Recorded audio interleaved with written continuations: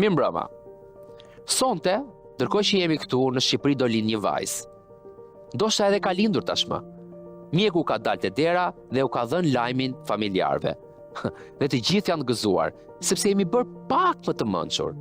Shumë prindër që njoh nuk e kanë problem nëse u ka lind vajzë apo djalë. Është pak, e di, por ama është një shenjë e mirë. Po ajo vajza nuk e di ende ku ka lindur. Imagjino të jesh ajo vajza e vogël që po rritesh. Kur je 5 vjeç, kupton që nuk bëhesh dot astronaute, dhe jo sepse qielli është shumë larg, por sepse astronautja në librin e shkollës është gjithmonë një burr. Kur je 14 vjeç, të tregojnë që nuk vishesh dot si të duash, sepse veshja jote fton, provokon, tregon, thot gjëra që ti nuk i ke shprehur kurrë me gojë e as i ke menduar. Trupi yt bëhet një tekst që të tjerët e lexojnë pa të kërkuar leje. Kur fillon punë, mëson që duhet të provosh 2 fish për t'u marrë seriozisht dhe do të paguash më pak. E njëjta tryezë, i njëjti titull, i njëjti orar, ama kontrata e kolegut ngjitur ka një shifër tjetër, më të lartë. Kur martohesh, kupton që kompromiset priten më shumë nga ty sesa nga ai. Kur bën fëmijë, shikon që karriera jote bëhet opsionale, e ti ajo nuk duhet prekur. Ti nuk do flesh dot për shumë vite me radhë, por askush nuk ta llogarit si punë. Ta quajnë dashuri, dhe dashuria nuk paguhet. Ti vajzë e vogël që do lindësh sonte, ndoshta edhe ke lindur, më duhet të të them që kemi ngritur një botë absurde për ty. Një botë që të kërkon të jesh e suksesshme, por jo aq sa të kërcënosh egon e kolegëve. Të jesh e bukur, por jo provokuese. Dhe se faji për shikimin e burrave do jetë gjithmonë fustani yt.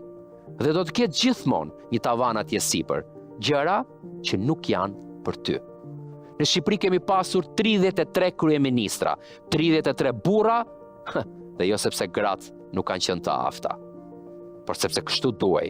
Ama ti ke një fat të madh, që jeni shumë, që jeni gjysma e shoqërisë, dhe ka një fill që ju bashkon, është i padukshëm. Do të hasësh një vajzë tjetër në rrugë, dhe do të kuptoheni me kodin e syve, do u azosh buskuqin e shoqes tënde, fustanin e motrës, sende të vogla që do të bëhen rituali yt i mbrojtjes. Dhe një ditë do ndodh diçka jashtëzakonshme.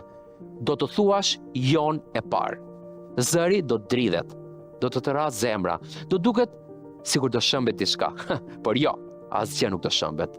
Vetëm ti po rritesh. Pastaj do ndodh diçka tjetër e madhe.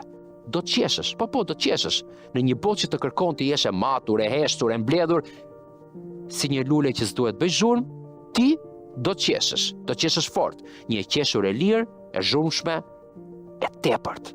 Dhe ky është akti yt i rebelimit. Dhe kjo është fitoria jote. Sonte në Shqipëri do të lindin 27 vajza, kështu thon statistikat.